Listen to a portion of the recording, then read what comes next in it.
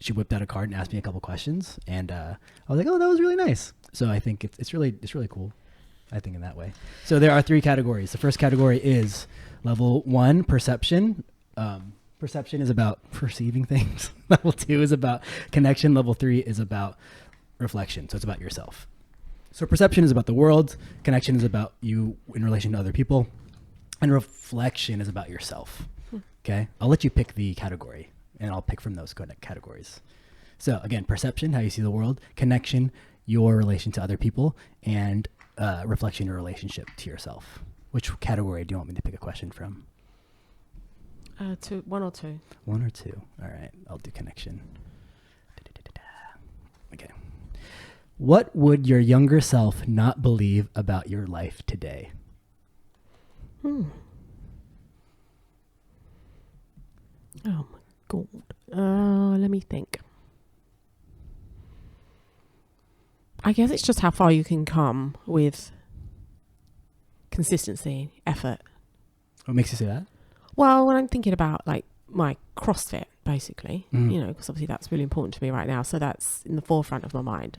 So, you know, dabbling in and out of different sports and things like that as a kid, or, you know, as you grow, finding things that you like or that you connect with, and, you know, in different ways, whether it's like ability or the community, then, yeah, I would say, yeah, that it's like, I'm just trying to relate that to CrossFit, really. Yeah. So when you were younger, you would say your own perception of your own abilities was lower than what it is now. Yeah. You know, because you're just testing the waters with a lot of things. Whereas when you get a little bit deeper into the woods of everything, then you know, and you can do that with time, with age, with experience. You can, you know, think, actually, I think you just have a different perspective on things as you get older, and you sort of like apply yourself a little more, because either you can, or that's something that you connect more with, and you realize and you mature through your thoughts. And so, yeah, I would say that. Lovely. All right. You can choose any category from me. Alrighty. Give me connection as well. Number 2. Oh, that's 2. Alrighty. Just read it cold. Level 2, connection. Reminder: be more interested in understanding others than being understood. Is that a question? That's what it says. Say it one more time. It says, be more interested in understanding others than being understood. That's so funny. It's just a reminder. That's not a question. Oh, okay. Well, then pick another one. Okay. Alrighty. I've never seen that Level before. 2, connection. What are you still trying to prove to yourself? Oh, what am I still trying to prove to myself?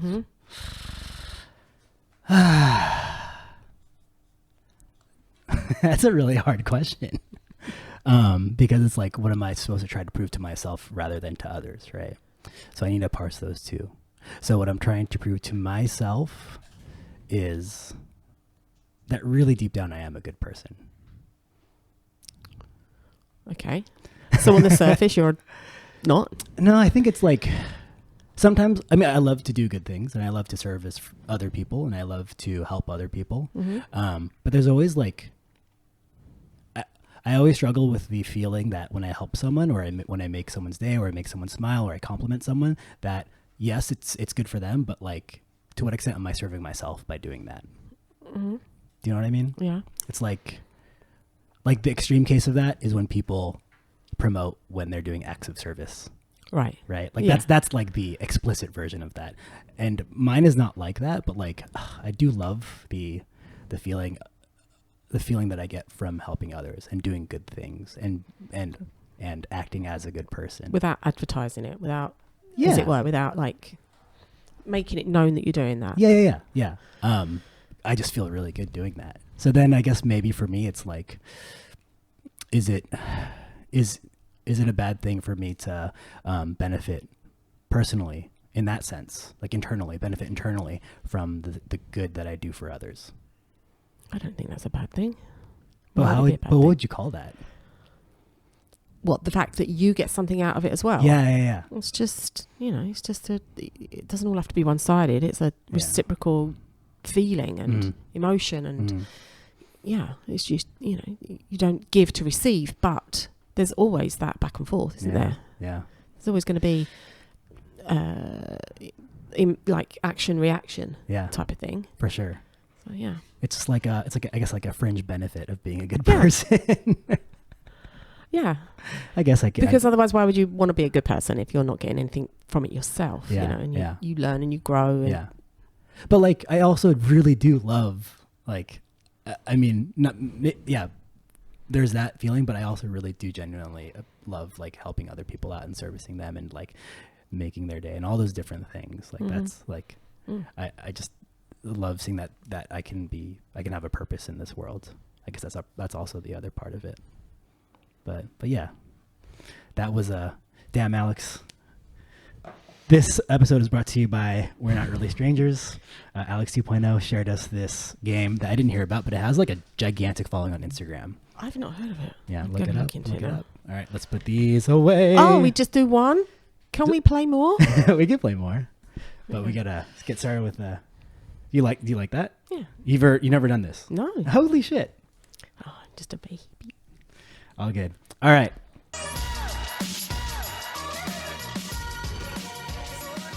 2, 1. Hello, Leigh. Hey, Chris. How's it going? Good. Welcome to the Process Podcast. Thank you. You are a return guest, that's correct? Yes, but I just look at your face and Ed's. Could you elaborate on that? No.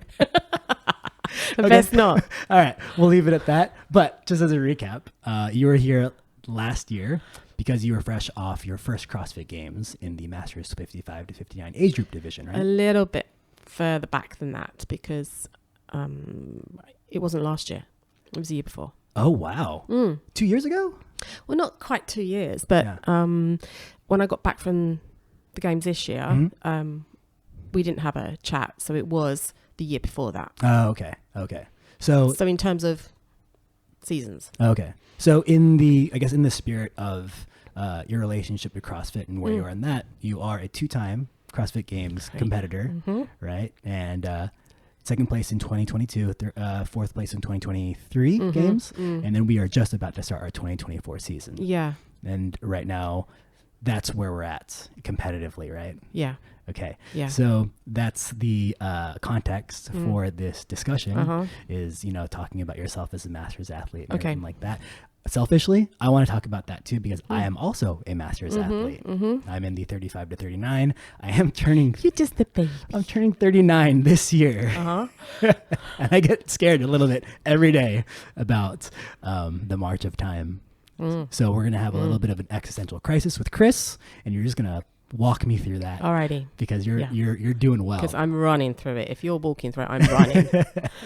So you ready? Sprinting. So the first question I wanted to ask you is to describe yourself, because I just described you in the context of competition and of a specific sport. But how would you, let's say, we're at a cocktail party or whatever, how would you like introduce yourself to me if we've never met? Well, I'd say that first and foremost, a mother of 2, and an accidental athlete, I guess, in coming into CrossFit more seriously over these last few years. Yeah. But my trade is in hairdressing. Okay. So mother of 2. So yeah. You got 2 kids. That's great. And accidental athlete. Yeah. Don't think I ever heard that term before. Could you kind of unpack that a bit? Okay. Yeah. Well, so I've always enjoyed exercise in some shape, form or another. And just over these last few years, I've taken that to like the max, basically. I've just like put myself into it, given myself lots more time, given myself the grace to learn and absorb and enjoy being an athlete. Yeah. Basically. Would not have classed myself as an athlete. That seems something that's reserved for others. almost. Like, you know, when I think of an athlete, I don't think of myself. Even now? Yeah, even now, because it's still that little, bit of like imposter syndrome. It's like, you know, I'm sort of like on the outside looking in, but actually, no, you're not. You're amongst it all. You are there. You belong.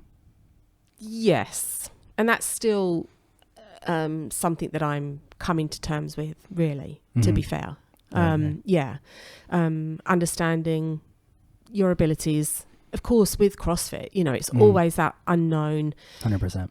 And you never know where you're going to be from year to year, because you can't always benchmark yourself, because things are always changing. You can say, oh, well, I'm doing better at that, perhaps a benchmark, like WOD, for instance, but everything changes because you've got different people coming into your division, or you're getting older in your division, or you might be dealing with other things personally, privately, injuries, whatever it might be. There's, you know, you're never starting from the same point, basically. So there's, you know, there's always that to deal with, as well as just being able to stay relevant and stay on top of everything. Yeah. I mean, CrossFit in itself, like by nature, it's always a moving target. Yeah. Right. And it could swing for or against your favor. Of course. Not even just from year to year, but like event to event, right? Oh, 100%. Yeah. You just, yeah.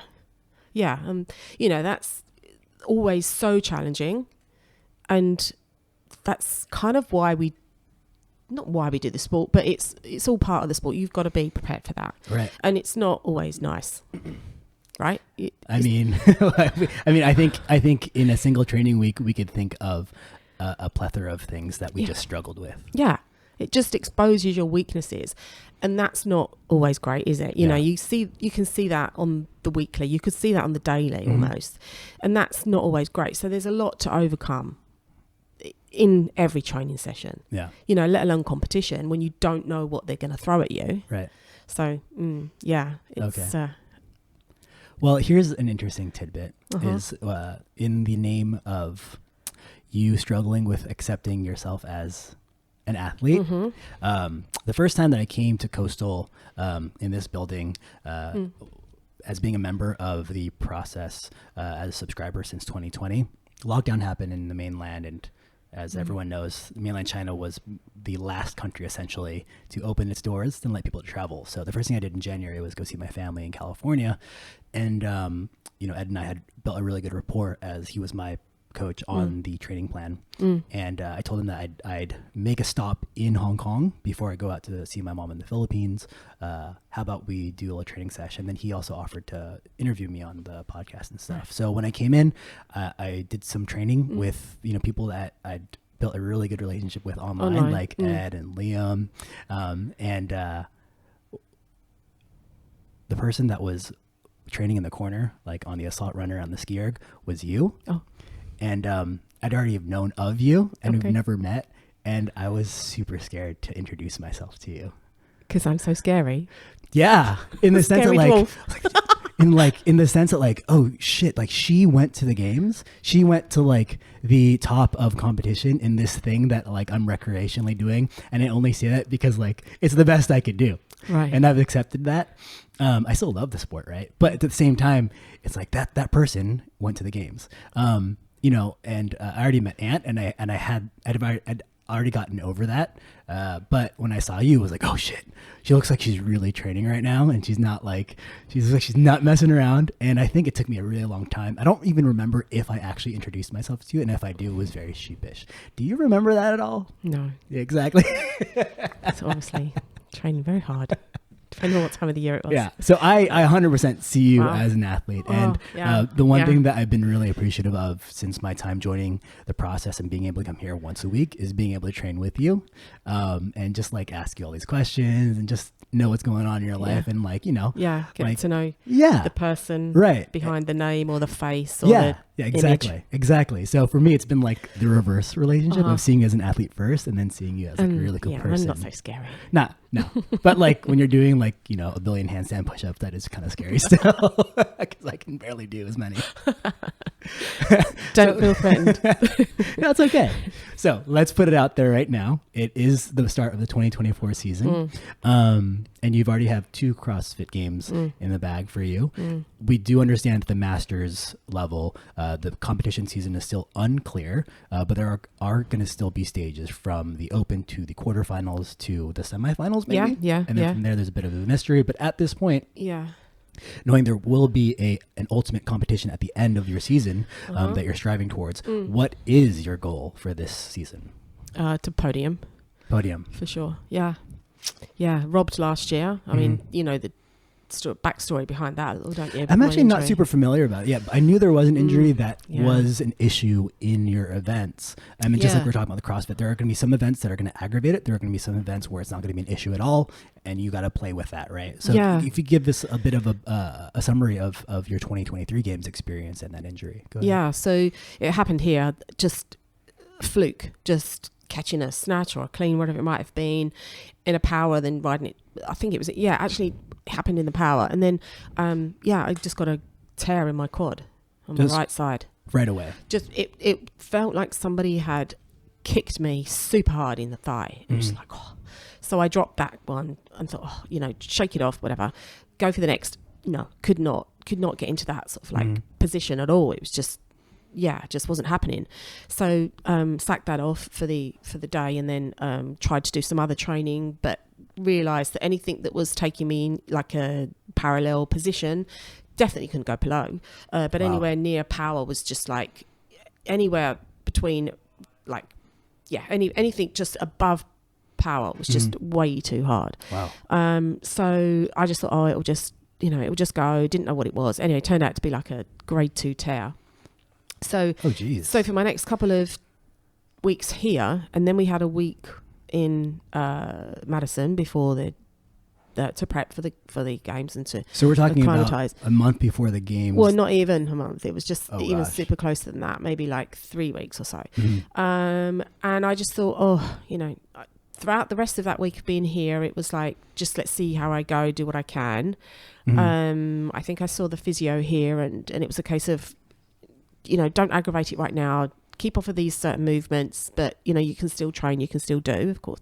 So I kind of kept it a little bit of a secret, really, from Ant, just how bad it was. I mean, he knew that I'd been injured, of course. Because you can see that I couldn't do certain during things the games. Yeah. So I, and then Eleanor had spoken to him about, best not program anything like this, etc. So there was that conversation, but then I was in the US, and then had some treatment there from where we were training.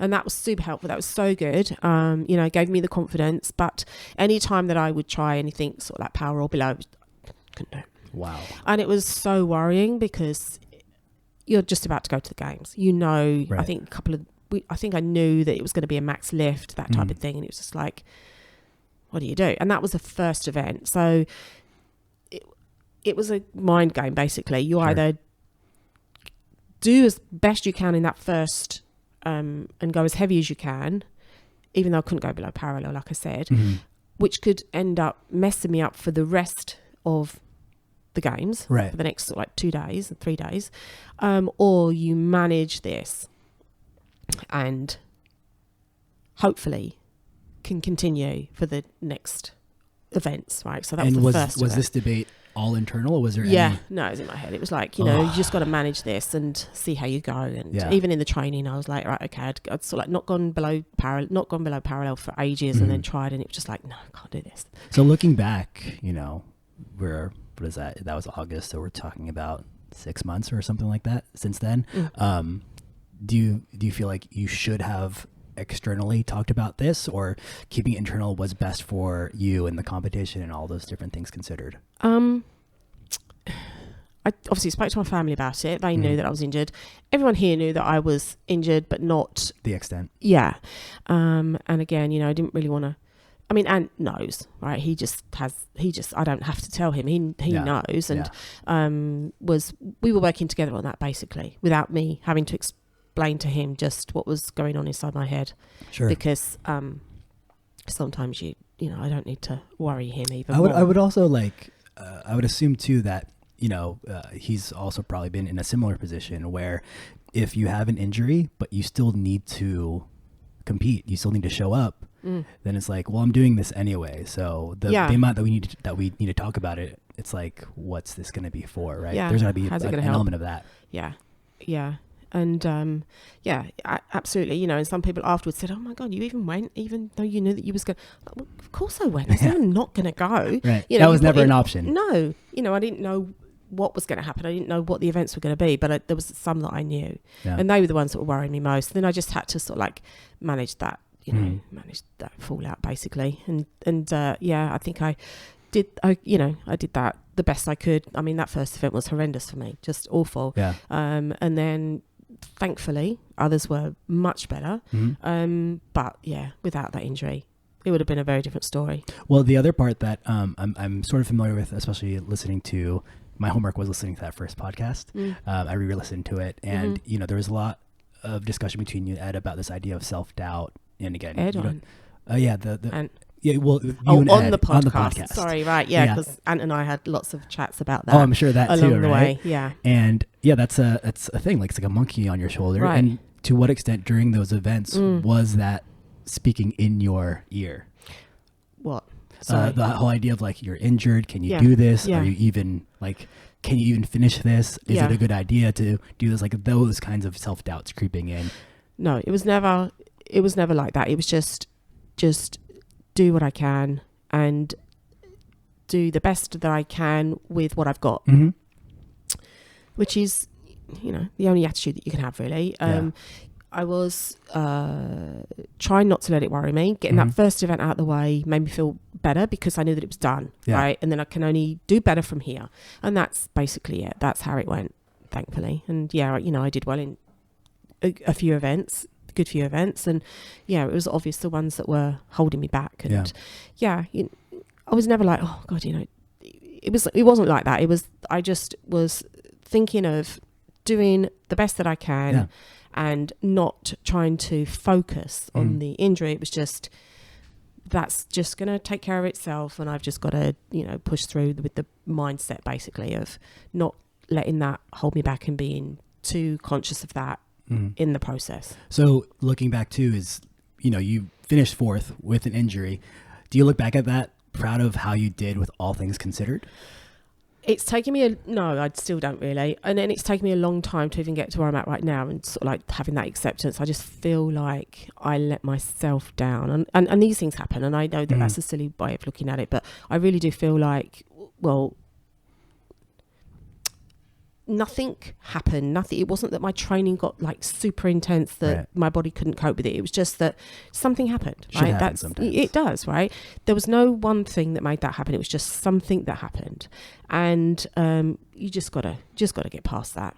But with the thought of not being robbed, because I know that I could have done so much better on some of those other events for sure. But it just wasn't meant to be. Yeah. It was just the way that it was. Is that giving you a particular drive in this season? It doesn't intensify my drive at all. It just makes me appreciate that anything can change at any moment. I always used to think, how can these high-level athletes, like these footballers that are training all the time, or as an example, but how can they just one little thing and suddenly they're off for the rest of the season? And rugby is very different because, of course, it happens. Injuries happen all the time because it's a contact sport. Well, so is football a little bit, but that type of understanding that why is it that these athletes that's really what they do all the time, and then they still get injured, right? And it can be over something really small and what you think is insignificant, but it's just how it happens, right? There's a science behind that, I know, but it does, and you've just got to deal with it. I mean, there are like cases of like bizarre injuries to elite professional athletes. Something about like they woke up funny, or they had a nightmare and then they ran to like a coffee table and then like they were out for the season. Like those things happen. And then it can be just the mundane things. Like you said yourself, you were training as you were and the volume was fine and the intensity was fine. And then the tear just happens. So with that in mind, the goal is to be at the podium. We had a previous discussion last week about, goals and intentions and resolutions, those different things. Do you have a specific type of intention that you have to your training with that goal in mind? Something you were talking about earlier was the idea of kind of having this beginner mindset. We're always learning, and you're always open to new ways of training and ways of approaching different challenges. We even talked about that downstairs when we were talking about how you're going to approach 75-foot handstand walks, and how you rest and go and repeat. Do you have any like intentions in mind that you think of, or that you go into with a training period? Things get tough, anything like that? No, not really. I take each day as it comes with the training. I really enjoy the fact that we do things as a progression, and we move forward, and we increase the intensity ourselves, or we increase the numbers ourselves, but we're still on this trajectory of like within this block, so that that you can focus on those things, and your mind's not trying to like do well or do better at so many things all at the same time. We can intensify just that blocks, because we can clear our mind on other things, and maybe have those as accessory work or other little bits and pieces that we work towards, but having those like cycles helps with intensity and mindset, and okay, we're working on this right now, and this is how we're going to focus, and then we're going to work on something else, and this is how we're going to focus. So for me, that works really well. I enjoy that, and I like to see that progression. I like to see where I start, where I end up, where I'm going with it. And you get the ebbs and the flows with the other things, but generally your game gets elevated. I feel my game elevates throughout the year. It sounds like you have the systems in place to be able to control the things that you can control.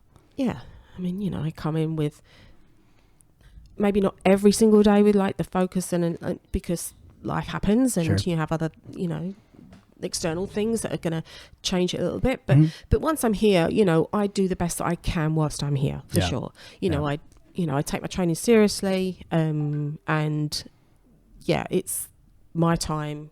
I do it when I'm here, and this is the best that I can do for that day. With that in mind, the master season for 2024 is a bit different, and there is kind of like, we can see the path, and then the path is gone right after semifinals. What are your initial thoughts of that as a Masters athlete, especially because if you have the intention of being on the podium, that podium is in a place where we don't even know where it is right now. Does that affect you in any way right now? It doesn't affect my training, but I just think, why is it so difficult? Why, after all these years, why are there so many changes? Why does there have to be so many changes? But I guess it's the same as a lot of things. There's always going to be changes. Nothing ever stays the same. But, I'm one of these people that doesn't deal that well with major change, right? It takes me a while to like digest that and, really get to grips with it and think, okay, there's nothing I can do about this. I'm just going to have to let it go and then go with it. And then I'm like, let's do this, right? So, but first of all, sometimes it's just the unsettling, it's unnervy. I like to know what's happening so that I can get my head around it from the get-go. Right. And there's just been so many changes within CrossFit over these last few years, not just with the Masters, but just with so many changes. Overall. And it's obviously a very difficult company to work for with all the changes that are happening, but I just think that they need to let their community have some type of reassurance down the line that it is going to be okay. We do have our sponsors in line, we do have a venue, whatever it might be, right? And right now I don't see that with Masters at all. I think the ideology is that they want to invest, they want it to grow, but trying to get everybody else on board is the difficult part, because it's not, I can't imagine that it's the best kept secret in CrossFit right now that the Masters is going to be held here, or it's going to be, these are their sponsors, or this is how we're going to work it. I think there's a big difference between the ideology of it all and the reality of it. That's all I can think of, right? Because if they know where it's going to be, why are they keeping that secret? If they know with the sponsors, if they know all the details like they know with all the other divisions now, why are they not letting Masters know? So I think it's because there's nothing to tell. They don't know themselves. It's not that there's this big secret. It's just that actually we don't know ourselves, and therefore we've got nothing to tell. I mean, and regardless of where or when it's going to be, you're going. I mean, that's your intention. I mean, just recently, I don't know if you saw this, that they spoke about the teens. Was it the teens? The teens. that they're now where they're going to be. Where is it going to be? It's Michigan, I For think. teams. Teen. Oh, For teen the, division. for the youth, it's like the younger ones. Mm-hmm. And that's now, that's all okay. But they've also told you when the date is going to be. Mm-hmm. And they've said it's going to be soon after the individuals. They haven't said exactly when it is, but they've said soon after the individuals. It's a good, range. But just recently, with the adaptives, I don't know if you saw that, they said that that's not going to be until September. For their version of the games. Wow, that's a big spread. Massive. Yeah. Their season is super long. Yeah. So where are we going to be? Mm-hmm. I know that with the individuals, I think they've got other things to consider, like people's jobs, time off work, having annual leave over the summertime, childcare, or kids being back at school. I think they wanted it to be held just before the kids go back to school or university season starts, whatever it might be.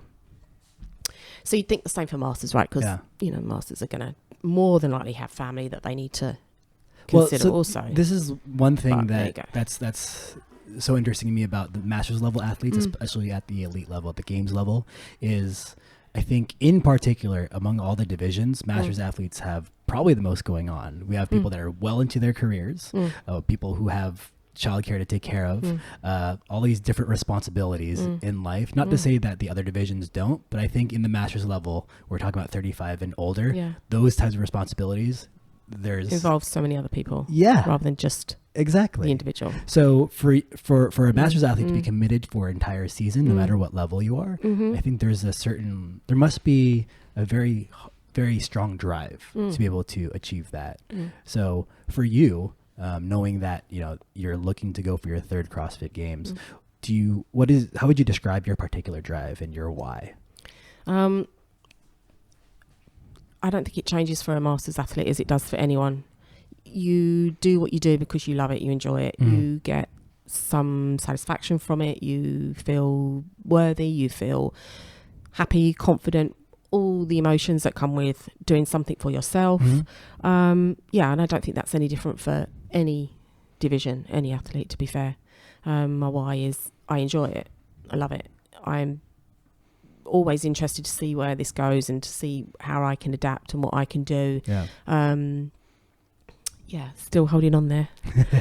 Do you know what I mean? It's like, I mean, it's the completely wide, the ceiling is pretty much wide open, right? Because the Masters division ends, there's ages and then it just keeps going, right? Right. Yeah.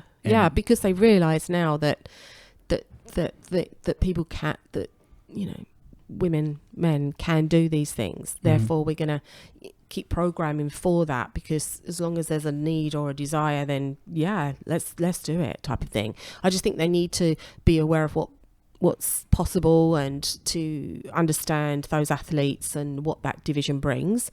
You're never going to program the same for a 65 as what you would for a 35. Right. Of course not. Prime example when was it, 2022, was that they programmed, I think, ring muscle ups for the 60 plus, or it might have even been 65. And there was no one could do that. Was that the first time that they'd seen that at that age group? I don't know. I think I hadn't done my research on that. To be fair, I don't know what was programmed from previous years. But at the games, it was... But at the games, it was let's, and the pegboards. And I know they were doing their pegboards. They weren't going all the way to the top. I think they were going up and down, up and down. So they didn't... I mean, crikey, can you imagine falling? They are so high. I tell you, that's the scariest thing ever. I did a pegboard for the first time in January, in Las Vegas. And I made it to the Was top. it the right height? Competition height? I mean, we were talking about... So this was a CrossFit Rhino, I believe. And, you have Allison Scudds there. You have Alex Kazan. So you have top-level athletes. And they're just saying... I told them, I did this when I was wrestling in high school. And to be fair, the pegboard that we used in high school was not even half the height. Yeah. And going up is the easy part, probably. And that's why I felt just go one at a time. Then you realize how high you are from there. Right. And that unlike a rope, you can't just slide down this damn thing. No. So it's hard work coming down. it's hard work, and you just have that fear of death. Exactly. And then what happened was one of my pegs was halfway into the hole. Yeah. And then it just I kind of panicked, and then I hung from it, and then it like cracked part of the board, and then I was able to get down. And then I told the owner, I'm like, yo, I broke this part. Yeah. You have your games athletes, don't let them use that one, because I don't want to be responsible. I don't want to be like the next morning chalk-ups, like some dude who walked into this gym and now 3 athletes are injured. Yeah. But you're saying even at the 65 level, ring muscle ups and pegboard ascents. I don't know if it was 65, but it was definitely over 60s. Yeah. I mean that's another thing is I think about is a prime example is we did last week as part of our group programming 20 parallel handstand push-ups for time, right? And I gave mine a go, and it was a struggle. Once you lose it, it's gone, and you're doing singles, you're probably gonna fail at some point. So I got like 9 minutes or something like that. And then you saw me and Karan doing it, and then you did your turn, and you just kind of knocked him out. Boom, boom, boom, boom. And I know I do understand that handstand push-up and being inverted is something that one of your strengths, I guess. Definitely saw it then. And that's one of the things that's very inspiring at the Masters level of seeing people being able to still do these high-level things at such an advanced age. Right. And I think it's really nice to see. Yeah. At the same time, I do see a controversial element to that of like saying like, this is what the human body is capable of. At the same time, can everyone do this, and should everyone do this? Right. You're seeing, like you said, if you're being asked to do ring muscle ups, and then most of the people in that age group cannot do it, then why was it programmed in the first place? And then also, what's the message here? Yeah. Are you is CrossFit saying, if you're at this age, you should be doing this? So like, I struggle with the idea of, as I get older, I know there's going to be some things I'm going to have to bend in terms of my skill set, so I don't get any long-term injuries or anything like that. But what's your take on this idea of the human body's capacity to do certain things as we get older? Like, how do you, I guess, do you have an internal debate with that idea? No, I don't. I just try. For me personally, there's always new things coming into CrossFit now, right? And it's that whole, it's turned into a circus. Well, not necessarily. It's just evolving. It's, constantly varied, right? Yeah. So we need to adapt if we want to be relevant. But I think there are certain changes that can be made and do need to be made, but then sometimes it doesn't always appeal to my skill set. Like you just said, they're never going to program parallel deficit handstand push-ups in my division, right? Maybe 35s, perhaps. But I sometimes feel that I get a little bit robbed of my showcasing what I can do, but then of course there's going to be other athletes that can do other things that I can't do in the same capacity, right? So again, we all have our strengths and weaknesses, and they just need to look across the board and see where it's going, rather than just say, oh, you should be able to do that, therefore we're going to program it. I mean, that was a big mistake, because everybody was told you need to be seen to be doing it, you need to be seen to be trying. You can't literally say, well, I can't do that, so therefore I'm not going to try. They ask people to try. Okay. Really? I mean, that's you're going to get the mindset, okay, I'm really going to, you always get that in game day, you're going to get it, right? The magic of the open, for example. Right, exactly. And you're in the biggest, space of CrossFit, being at the games. You're going to get these older athletes, myself included, of course, it doesn't matter. You're always going to push yourself that much further, but that's not wise, is it really? Not really. So I think, it comes down to yourself. Like, you need to know yourself, and you need to say, actually, I'm so far away, I'm never going to get it. But of course, just that one muscle up is going to take them way up the leaderboard. So it's worth the try. Yeah. So it's that internal. But I'm not there yet, thankfully. But I'm sure there's going to be things, absolutely, that are going to come up that you're going to think, no, that's just ridiculous. But again, they scale it down. Like we just said, you can still do handstand push-ups, but it's just not going to be deficit on a parallel. Right. And I think in years past, we've had a scaled handstand walk where it's a bear crawl. Right. So it's like finding out. Yeah. It's just the appropriate scaling. Yeah. For the type of person. It's like, I mean, who would have thought that we'd be doing like wall walks that used to be a progression, right? Now it's a really hard effort high level skill. I know, almost. I hate doing it still. Yeah, so yeah, I think a bear crawl is a little bit too far though, don't you? How you can judge that, and it just takes me back to like wrestling practice and Oh, everything, okay, and it was right. punishment, so I Right. can't shake that part of it. yeah, I can see how that transfers over. Yeah. Yeah. With you in particular, you still are making headways in the sport, right? Last year in the age group quarterfinals, we had an event where we were doing handstand push-ups, GHD sit-ups, tall box jumps, and then we were setting a clean 1 rep max. Yeah. And I remember that moment is when you set it up. I was like 57 kg or something like that at the time. And then Ant was writing it on the whiteboard, showing it on the camera.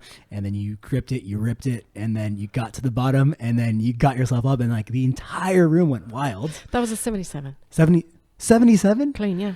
Oh, that was a lot. That was amazing to see. Yeah, even those numbers. I mean, to others now, they're going to be like, 77, that's my warm-up. But for little old me, it was massive. Yeah. Massive. Right. And like, you're still setting PRs, and you're still doing really, really amazing things. On its own, it's great. But considering yourself as a Masters athlete, you know, that is just another level of achievement, I would say. How would you describe the way that you do your recovery, the way you do your training, that contributes to your ability to still set PRs and to still see growth in what you're doing? So having access to recovery protocols is somewhat limited. Mm-hmm. So food, rest, used to sauna, don't have that immediate option anymore. That's changed to a steam room. So still getting that, like, and then cold showers. That's the all that I have right now. Okay. Ice baths in Hong Kong are not many people have them. Mm-hmm. They don't have the facility, the space, etc., to own them personally. Yeah. Hopefully, we're going to get something here. Maybe that's still something that's been a whisper for a while. Okay. That would be great. But then, if you want to go to those bespoke places that have the ice baths and the spas, whatever they are, then it's super spenny. It becomes a lot really, and then you wonder, well, if I'm just doing that once a week or once a fortnight, is it really beneficial to me to do the ice bath? Right? I'll just take the showers. So you work with what's available to you, and you need to dial in on that, and just again, almost like control those things and make use of those things, rather than be like upset that I don't have the access to an ice bath anymore, or the plunges or whatever we did, like when we were in Dubai. That was great. We had that as a that was so cool. But and then we had a steam in our shower where we stayed, so that also was nice to have that contrast therapy as well. But just doing what I can with what I've got, and then massages, and Eleanor keeps me in check every now and again, and I'll go see if I've got any little niggles. And then here in Hong Kong we have or I know a really good needle therapist, so anything like that, then I love that type of approach to how am I doing, like, is this beneficial, or I've got this little niggle, can you help with that, or little things like that. So the other things are there for us that I didn't have like a couple of years ago, right, for example. So again, just working with what I can, and doing what I can. And then with that, so you had the recovery, but then there's also the training itself. How often would you say you go hard in your training, and you go for like a 1 rep max or a 2 rep max, where the loads itself are it could be pretty punishing? How often does that happen for you right now? Well, don't forget now that I'm still back on the program. I'm still doing classes, right? Which is where it all began, and it still continues for me, right? I'm not that PT client. I don't have a set program throughout the year. I just do classes, and that's what's worked for me, and I enjoy that. And then I dip in and out of the elites, as you know now. Yeah. Having that as an option, and then my training will pick up and will intensify, towards the finish line, as it were, Right. towards the end goal.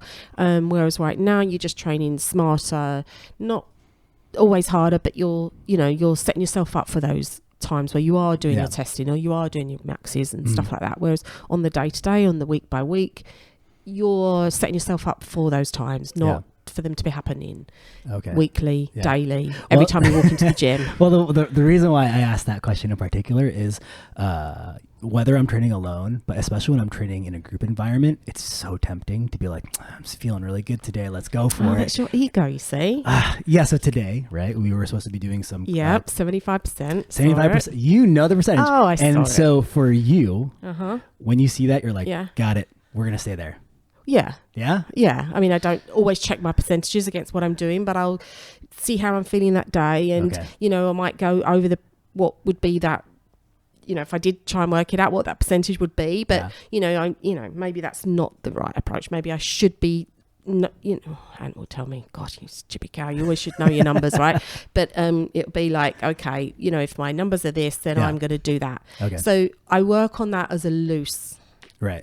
So like if there's a day where the percentage is set and you're feeling like shit, you'll just be like, we'll just do quality work instead. No, I just do. You're going to go for it and make sure that you can't hit that number. Yeah. I won't be like, I had a bad night's sleep. Or I won't do an ed. Oh, okay. Did you say I won't do an ed? Okay. So this is the benefit of not having ed in the room. I'll just be like, suck it up. It's only today. You've only just got to get through this 1 hour, and you might not be able to perform as well. But who says? Right? There's no benchmark has said that if I got a full 8 hours sleep, that I'd be doing better than this 5 that I got last night. Whatever it might be, or I sneezed today, therefore I'm probably going to get a cold in the next 2. Whatever it might be, Right. you just do. I don't look at it like that at all. I'm just like, I'm here for it, and I'm not thinking about the fact that I'd got less sleep or that I'm super stressed or whatever. I mean, it might show I'm super stressed as I walk in the door, and then I'm into it, and then I'm just calmer and, get rid of all of those hormones, and do you know what I mean? It's like, you then get into your training. You get your training space physically and like internally. It's a particular space, right? And it almost feels like completely outside of whatever's going on in your life, right? For better, for worse. Yeah. I mean, the technical stuff sometimes will make a difference, and you'll do silly things, but generally speaking, I don't let that determine my training session for the day. Those are wise words, because I don't know. I just get so tempted when I'm downstairs, and everyone's like yelling at each other, and I'm yelling too. And I even do it with my PT clients, who are like, I just internally I have to like make a noise, but that's because fine. I'm so motivated for them. But then that just fires me up, which is great. But then it also puts me into some like compromised positions, like a starfish clean or something like that. Yeah, but you learn from that, right?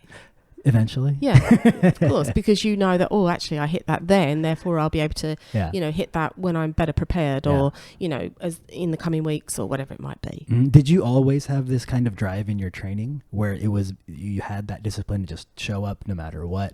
Or was that something that you had to build over time to get to that point? No, I always had that. I always was like, I'm here for it. Yeah.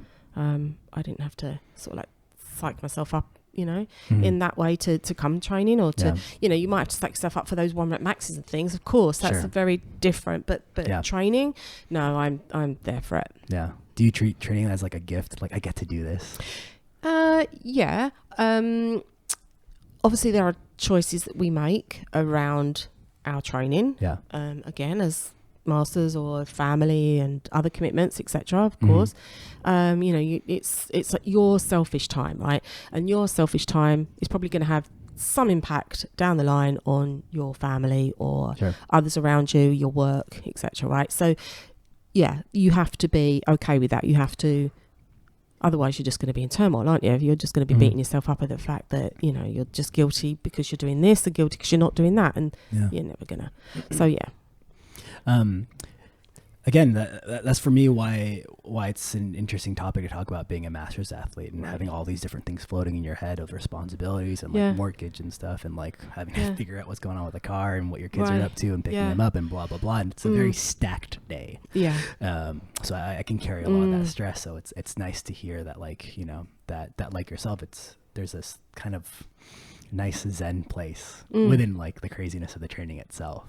So for us, you know, we can show up and it's pretty easy to hell or high water, we'll get the training done some way, somehow, right? That was apparent very much during COVID, when, you know, you were just talking about this a couple days ago, where you were scrambling to find a place to work out, but you made it work. Oh yeah. You know, but a person that's starting, or a person who wants to start, or a person who's considering maybe having a fitter 2024 or something like that, and maybe they've been out of the gym for a long time because they got into college, they got into their job, they had kids, you know, it's a very common story where people just, they discover themselves completely out of shape and unmotivated and not particularly liking, you know, physically what's going on. Right. Considering a lot of these people are going to be, you know, at our age of master's level and any level, really, right? And they're considering starting. Yeah. You know, you started and your first open was like 2015, 2017, somewhere around there. My first open, probably 2015. Right. And, you know, you didn't start when you were 16 years old or something like that. No. Right? So for a person who's considering, it doesn't even have to be CrossFit, you know, any sport or just getting in there. Do you have like any like nugget of wisdom or piece of advice of like how to get started and just to make it happen and that you are capable? The how to get started is you've just got to do it, right? You've just got to make that first step. And it doesn't have to be a big step. It just has to be checking out what's available to you in your area. Yeah. Checking out what the schedule is. Checking out what you can then work around to fit your schedule, to fit their schedule, etc. Just walking the door, see what it's like. You're making those first steps without even realizing that you're doing anything, right? So they're all little steps to get you to where you want to be. And again, it doesn't have to be big steps. It's all, you know, the little steps make the big.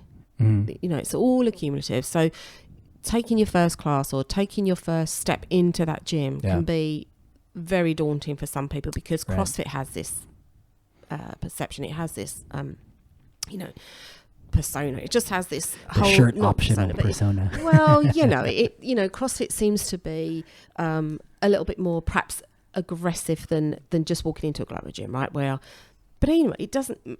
None of those things should matter. I know they do matter, but you know, it is the biggest step is to walk in the door and to then see if that's going to work for you. And again, doing what you can with what you've got. Yeah. Everybody starts somewhere. Do you remember what your little step was to get you started?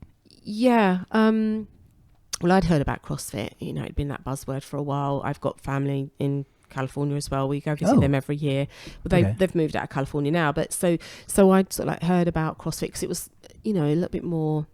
It wasn't bigger. Well, I guess it's bigger. Yeah, it's bigger in the US than it ever was here. Yeah. And then I went to see a friend that moved out of Hong Kong, and she went to Australia and stayed with her. And her husband was doing CrossFit, and he's just up the road. You know, come with me, you know, first class is free type of thing. And I was there just visiting them anyway.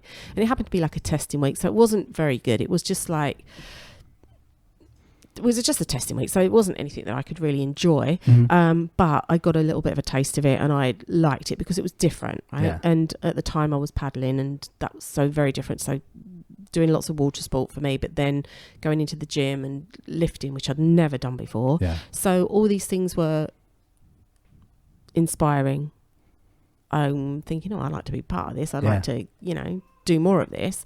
So that was my first taste. Then I came back into Hong Kong, and I was still, like I say, still paddling at the time, and then was like, actually, I'd been doing that for so many seasons. I wanted something new. I was looking for that new challenge. And then, I looked up some gyms and jumped on a fundamentals program that was happening, of course, that everybody needs to do. So I got involved in that. Then and then literally after that, I think that was they did the fundamentals differently then. Literally once I'd finished that little course, I was like, I was in 5 days a week. So you caught on pretty quickly. It was because because with the CrossFit, you're doing something every day, right? Yeah. Something different. It's not the same all the time. So if you miss a day, you're going to miss some learning, right? And I wanted to learn. I was like a sponge. I just wanted to learn it all. Wanted to do all these different things, see what was going to be expected, see where I was at, how I could manage these things. Yeah. And then, just progress. Cool. From there on, but that was my journey. That was how I started. But again, it's you don't have to be fit to start. You just have to be interested. You just have to have some level of interest, right? It doesn't have to be a whole fire. It could be a little spark. Yeah, of course, and if but I do believe that it does depend upon what box you step into or what gym you step into as to whether you're going to have a great experience or not. I when I've been traveling, I've been to different boxes. Yeah. It makes you appreciate what you have, to be fair. Yeah. And the just everything, like the setup here in Hong Kong, I think is very different to the boxes that I've been to in the States, or the way that they run their classes, the way that they teach their classes. Well, I think like on the first glance would be, the places here are much smaller, so there's nowhere to hide, and which is a good thing, because there's so much that you need to be aware of what you're doing. For sure. If you start doing something badly, then that's why it's got a bad name, because nobody's seen you be doing that wrong for all those weeks that suddenly you've got an injury, and therefore you're not going to go anymore because CrossFit's bad. So of course we are small in Hong Kong, and there is that personal connection, which is perfect for CrossFit, right? Right. I'm very much motivated in seeing how this season goes for you, and I mean, because it's so different now, right? We've got our own games, we've got our own, whenever that's going to happen, and there's more people now that are included. I mean, I'm very much excited coming back here and doing quarterfinals with everyone, because that'll be something that we'll be able to do together. I think we're all doing that at the same time, aren't we, again? Even the Masters and the Open divisions, we're doing the same workouts this time. So, there's no need to double dip in the Open and in the Masters. So it'll just be cool as a community here at Coastal and at the Process to be able to do all those different things. Yeah, because we're building on that now, whereas in the past we've just been doing them individually. Yeah. But now there's more people that are involved in the quarterfinals, and now as a Masters athlete, we get the semi-finals, which we never used to have until the last few years. So, it's good to have the involvement of others whilst you're doing your thing. Whereas, in the past it has just been, we've got to make space because something else is going, I need to do my qualifiers or whatever. But now the space is there because there's so many more of us that's doing it together. I don't feel like I'm just in the way of whatever else is going on in the gym and having to I understand that. Come in when it's not that convenient for others or whatever it might be, So now it's just all set up. Yeah. So that makes me feel so much better. Yeah. There's one thing that I always like to do with guests to kind of close things out, and it's like a lightning round. You understand how lightning rounds work, right? You just quick fire. Can't think too much. You just give me something. I like to call it the end lightning round because it'll be lightning round questions, but I want to get some nice nuggets of wisdom. Okay, so it's not like a A/B type thing. It's it's an open answer, but I want that answer fast. Right, go. Okay. What is your favorite CrossFit movement? Really? Mm-hmm. Handstand push-ups. And then your least favorite? Least favorite. Oh God, that's not fast, is it? Not because there's so many, but I guess it'll be snatch. The snatch? Okay. Yeah. Tell me about a time when you most recently felt really, really strong. Mentally or physically? Open question. Oh.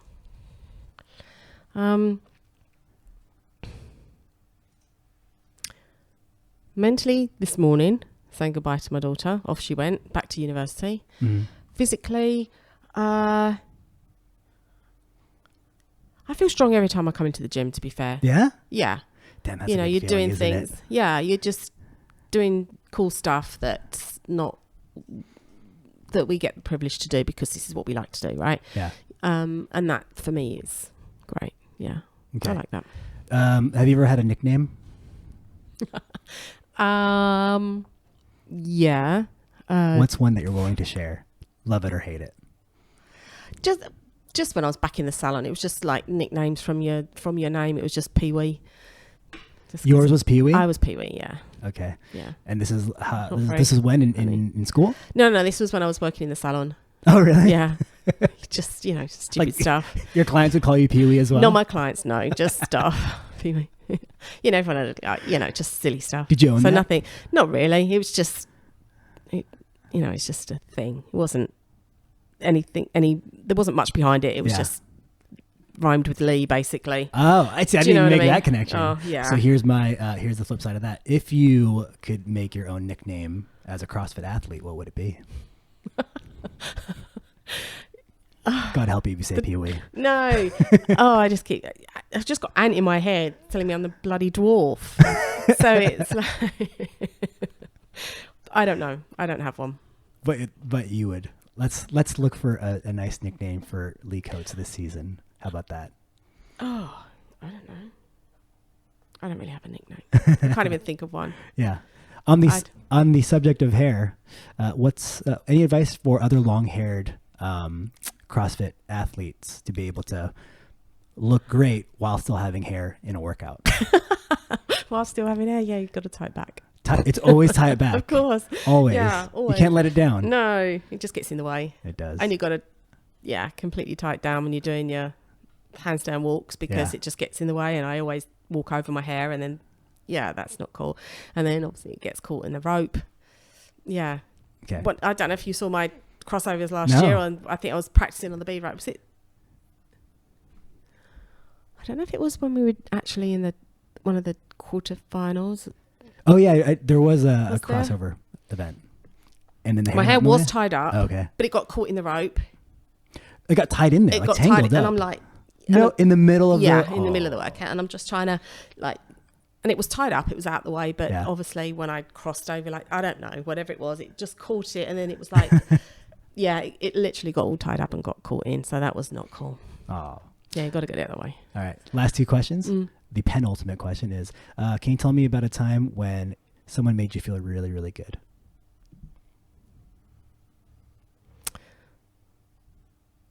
God, these aren't very quick answers, are they? Even as simple as someone made you smile. Could be a stranger. Could be someone in your family. Could be a teammate, anything like that. Well, I guess my husband makes me smile every day because he's so funny. Yeah, so that would be it. Yeah. He always makes... Did he make you laugh today? Oh, yeah. What did he say? Oh, I don't know. It's just like when I'm really sad and, obviously crying because Kenzie had left and whatever, he just cracks jokes all the time. And it's just like, sometimes you just need a moment. It's like, Mike, just give me a minute. But that would be it. Him. Oh, that's lovely. Yep, on the daily. Good. That's awesome. Last question. So you are a process athlete. I am. What does it mean to be a process athlete to you? What does that mean?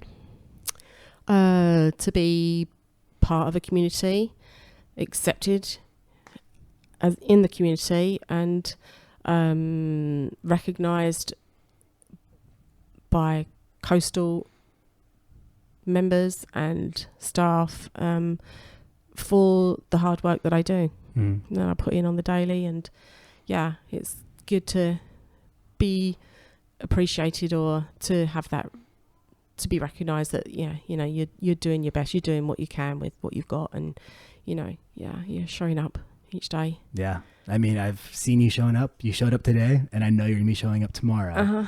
Well, maybe not, so it's rest day. Well, whatever. I might swim actually. But always got to do something, right? Yeah. Well, yeah, and I recognize it and I appreciate it, and that's why I wanted for us to sit down and talk today. So thank you so much, Leigh, for talking on the podcast. Welcome. And give them hell this season. Yep, that's my plan. That's right. Whatever it looks like. Very good. Thank you.